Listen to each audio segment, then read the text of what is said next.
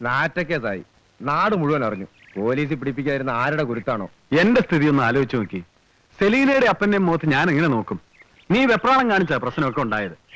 പെട്ടി കയ്യിൽ നിന്ന് വീണില്ലായിരുന്നെങ്കിൽ ഒരൊറ്റ കുഞ്ഞറിയത്തില്ലായിരുന്നു. വാതില് തുറന്നു കയറാതെ ഓട് പൊളിച്ച് കയറിയാ മതിയായിരുന്നു. ആ, ഇതിപ്പോ ഞാൻ തുറന്നു തന്നതാന്ന് എല്ലാവർക്കും മനസ്സിലായി. ആ അച്ഛൻ തന്നെ ഇടപെട്ടില്ലായിരുന്നെങ്കിൽ സംഗതി വാറുണ്ണയുടെ തലേ തന്നെ ഇരുന്നേനെ. പോലീസിനെ കൊണ്ട് അവനെ പൊക്കിക്കുകയും ചെയ്യായിരുന്നു. കണ്ടിട്ടോ, അവനല്ലേ വരുന്നത്. വല്ല കുഴപ്പമുണ്ടാക്കാനാണോ? പിന്നെ ഇന്നലെ നല്ല ഒന്നാന്തരം താങ്ങല്ലേ താങ്ങിയത്. തിരിച്ചൊന്ന് തള്ളാനുള്ള ചങ്കൂറ്റം പോലും ഇല്ലായിരുന്നു. എന്ത് വേണം? ഇന്നലെ കാര്യമില്ലാത്ത കാര്യത്തിന് എന്നെ കുറെ തല്ലിയില്ലേ? അച്ഛനോട് പറഞ്ഞ വാക്ക് തെറ്റിക്കാതിരിക്കാനാ നിന്ന് കൊണ്ടത്. ആഹാ, അങ്ങനെ അച്ഛൻ പറഞ്ഞത് കേട്ട് നടന്നോ? അല്ലെങ്കിൽ അച്ഛനും കൊള്ളും. അതിന് അച്ഛൻ വാക്ക് മാറ്റിയല്ലോ.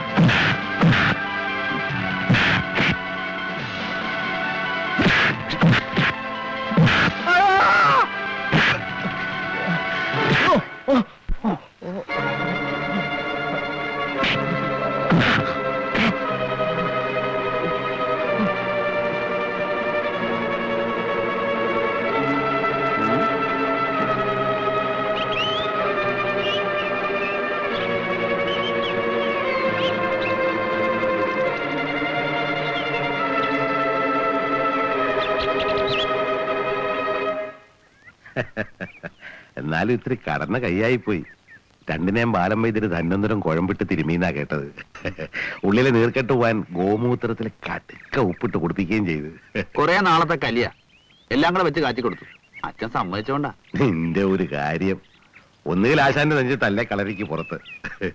പീലിപ്പോസിന് സംഗതി ഇഷ്ടപ്പെട്ടു. കേട്ടിട്ട് നന്നായുള്ളൂ എന്നാ പറഞ്ഞേ. ആ പിന്നെ ഞാൻ പറഞ്ഞ കാര്യം ശരിയായിട്ടുണ്ട്. എന്ത് കാര്യം? അന്നമ്മയ്ക്കൊരു ചെക്കനെ കണ്ടുപിടിക്കണ കാര്യം. ചെക്കൻ നാളെ എത്തും. പെണ്ണെ ഇഷ്ടപ്പെട്ടാ പിന്നെ നീട്ടില്ല. വെളുത്താണോ? ചുമന്നതാ. വെളുത്തിരുന്നിട്ടെന്തിനാ? നല്ല അധ്വാനിയാ. ചീത്ത സ്വഭാവങ്ങളൊന്നുമില്ല. വയനാട്ടിലായിരുന്നപ്പോ എന്റെ കൂടെ നിർത്തി വളർത്തിയ ചെക്കനാ. എന്നാലേ പൊയ്ക്കോ, ഇവിടെ ആരും വരണ്ട. അവള് വന്നോട്ടാ. വേണ്ടച്ചോ, ഒക്കെ ശല്യങ്ങളാ. അവസാനം നാട്ടുകാരെ തെറിയും തെമ്മാടുത്തോ ഞാൻ കേൾക്കണം. കയ്യിലിരിപ്പുണ്ടല്ലേ, എന്നെ ഇവിടെ കയറ്റിയില്ലെങ്കിൽ ഞാനും എന്തെങ്കിലും പറഞ്ഞുണ്ടാക്കും. ഓ, ഇനി നിന്റെ കുറവേ ഉള്ളൂ. നീയും പറഞ്ഞു. ഞാൻ ഇറങ്ങുക. അപ്പൊ നീ നാളെ ഉച്ചയ്ക്ക് അന്നമ്മയുടെ വീട്ടിലേക്ക് വരില്ലേ? അച്ചോ, ഞാൻ വന്നാൽ ആ പെണ്ണിന് ഇഷ്ടാവൂല. അപ്പോ പെണ്ണുങ്ങളെ പേടിയുണ്ട്. പേടിക്കൊന്നും വേണ്ട, വേണമെങ്കിൽ പൊയ്ക്കോ. ഞാൻ പറഞ്ഞു മനസ്സിലാക്കിയിട്ടുണ്ട്. എന്ത്? ഇയാളൊരു പഞ്ചപാവാന്ന്. പിന്നെ നിന്റെ വക്കാലത്ത് വേണമല്ലോ അവന് വരാൻ. എന്റെ അച്ചോ, ഇവക്കൊരു ചെക്കനെ കണ്ടുപിടിച്ച് കൊടുക്ക്. നല്ല ഇടി ഇടിക്കുന്ന ആളായിരിക്കണം, എന്നാലേ പെണ്ണിന്റെ തുള്ളല് മാറുള്ളൂ. അങ്ങനത്തെ ഒരാളെ തന്നെയാണ് ഞാൻ കണ്ടുവച്ചേക്കുന്നത്. നിന്നെ ഞാൻ വകതിരിവില്ലാത്ത പ്രായ, നീ സൂക്ഷിക്കണം. അവള് പാവണച്ചോ. അല്ല, ഞാൻ പറഞ്ഞില്ലെന്ന് വേണ്ട. അപ്പോ നീ രാവിലെ പള്ളിയിലേക്ക് വരില്ലേ? ഓ, ആ.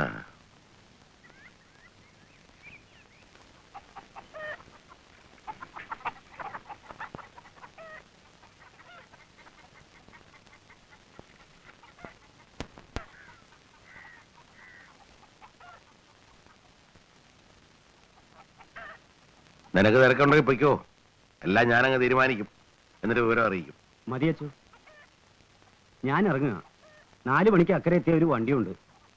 അത് തെറ്റിയാ പിന്നെ 8 മണി വരെ ചുറ്റണം. ചെല്ലുമ്പോ പാതിരാത്രിയാവും. പാമ്പും പന്നിയൊക്കെയുള്ള സ്ഥലമാ. അല്ല, എന്തെങ്കിലും ഒന്ന്. ഒക്കെ ഞാൻ നിശ്ചയിക്കുന്നതാ. നീ വയ്ക്കോ.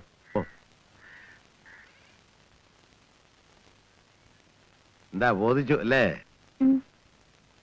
എന്റെ സ്വന്തം ആളാ. ക്രിസ്ത്യാനി തന്നെയല്ലേ? അതെന്താ അങ്ങനെ ചോദിച്ചേ? അവന്റെ പേര് ലൂയിസ് എന്നാ. അമ്മ ഉണ്ടായിരുന്നു, 4-5 കൊല്ലം മുമ്പ് മരിച്ച്. ഞാൻ എടുത്ത് വളർത്തി വലുതാക്കിയ പയ്യനാ. അല്ല, ഞങ്ങളുടെ കുടുംബക്കാരെ പണ്ട് തോമസ് ലിയ പാവർട്ടിയിൽ വന്ന് മാമോദിസ് മുഖ്യ നമ്പൂരിമാരാ. ആ ചെക്കനെ കണ്ടിട്ട് അപ്പാ കഞ്ഞിക്ക് വകയില്ല, അപ്പോഴും നമ്പൂരിയാ.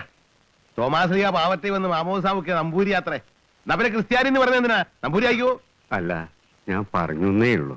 ആ, അപ്പോ കാര്യങ്ങൾ ഞാൻ പറഞ്ഞ പോലെ അടുത്ത ആഴ്ച മനസ്സമ്മതം, പിന്നെ ഞായറാഴ്ച 3 പ്രാവശ്യം വിളിച്ചു ചൊല്ലി ചടങ്ങ് കഴിക്കുക. നിനക്ക് വല്ല അഭിപ്രായ വ്യത്യാസമുണ്ടോ? ഇല്ല. നീ എന്തിനാ മോളെ കരയണേ? ഒന്നുമില്ല അച്ഛോ. എനിക്കറിയാം നിന്റെ ദുഃഖം. സാരില്ല, നിനക്ക് ഞങ്ങളൊക്കെ ഇല്ലേ?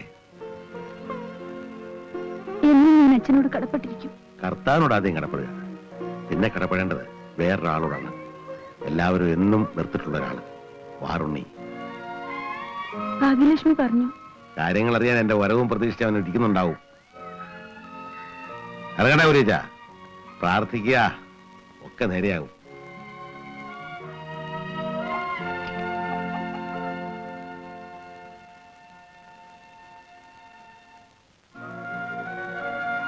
കണ്ടോ?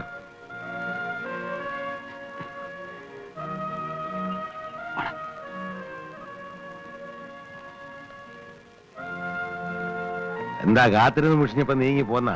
ഞാൻ വെറുതെ. എന്നോടുള്ള ദേഷ്യം കൊണ്ടാണ് വരാതിരുന്നത്. അയ്യോ, എനിക്ക് ആരുടെ ദേഷ്യം?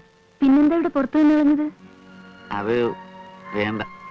ഓരോരുത്തർക്കും ഓരോ സാധനമുണ്ട്. എനിക്ക് ഇവനെ ഒന്നും പുറത്തായിടം അല്ലേടാ. വാടാ, പറയാം വിശേഷങ്ങളൊക്കെ.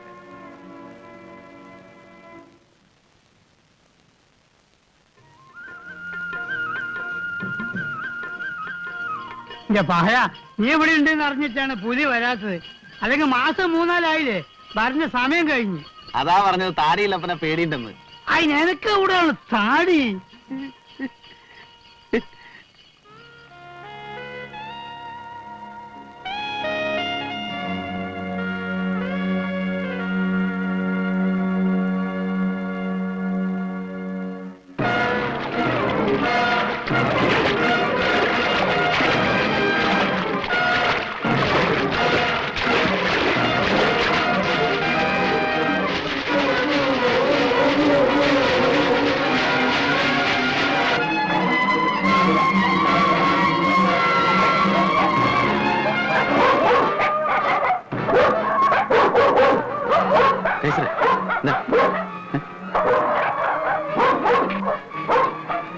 എന്താടാ?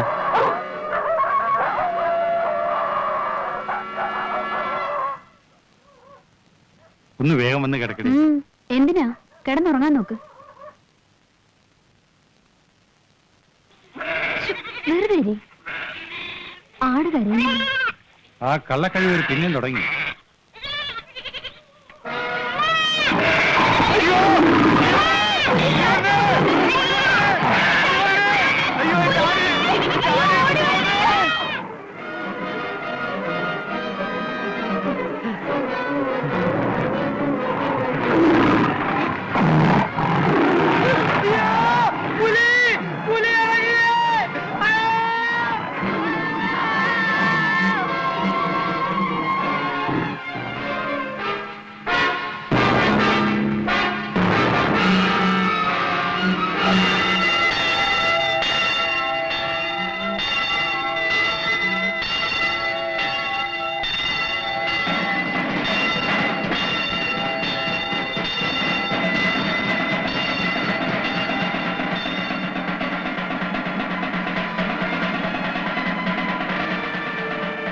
ഏത് ഭാഗത്താ കണ്ടത്? നമ്മുടെ പള്ളിയുടെ വടക്ക് ഭാഗത്ത് എന്റെ വീട്ടിലേക്ക് പോണ വഴിയിൽ വെച്ചാ ഞാൻ കണ്ടത്.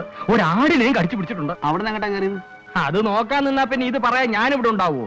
പേടിച്ചിട്ട് എന്റെ പിന്നാലെ കൂടിയില്ല. അപ്പൊ ഇവിടെ അന്വേഷിച്ചിട്ട് കാര്യമില്ല. ആ കുന്നിന്റെ ഭാഗത്തേക്ക് കയറിയിട്ടുണ്ടാവും. നമുക്ക് അങ്ങോട്ട് പോവാം. അത് ഞങ്ങൾ തീരുമാനിച്ചോളാം. എന്താണ് ആൻഡോ, ഞമ്മക്കെല്ലാവർക്കും ഒന്നിച്ചു പോയിക്കൂടെ? എന്റെ കൂടെ വരുന്നവർ വന്നാ മതി. ഈ കാര്യത്തിൽ വാശി വേണോ? നീ എന്റെ പാട്ടിന് കൂടാ, ഞങ്ങളുടെ കാര്യം ഞങ്ങൾ നോക്കിക്കോളാം. എന്നാ പിന്നെ നമ്മൾ അന്റെ കൂടെ വരാം. വേണ്ട, നിങ്ങൾ വന്നിട്ട് കാര്യമില്ല. തോക്കുള്ള ആള് വന്നിട്ടേ കാര്യമുള്ളൂ.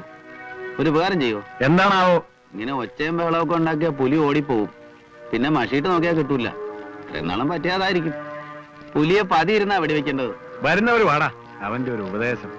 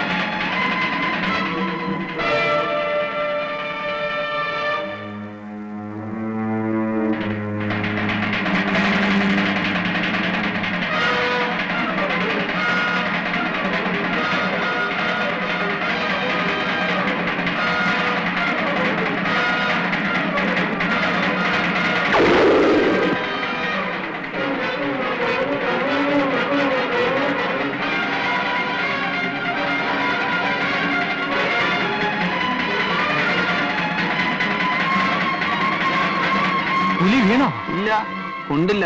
പുലി ആ മലയെ കയറിയിട്ടുണ്ട്. ഇനി അത് പുറത്തു പോരുത്. അതിന്റെ ഉള്ളിൽ വെച്ച് തന്നെ അതിനെ കൊല്ലണം. നിങ്ങൾ ഇവിടെ തന്നെ നിൽക്കണം. ഇനിയും പന്തങ്ങളുണ്ടെങ്കിൽ കത്തിക്ക്.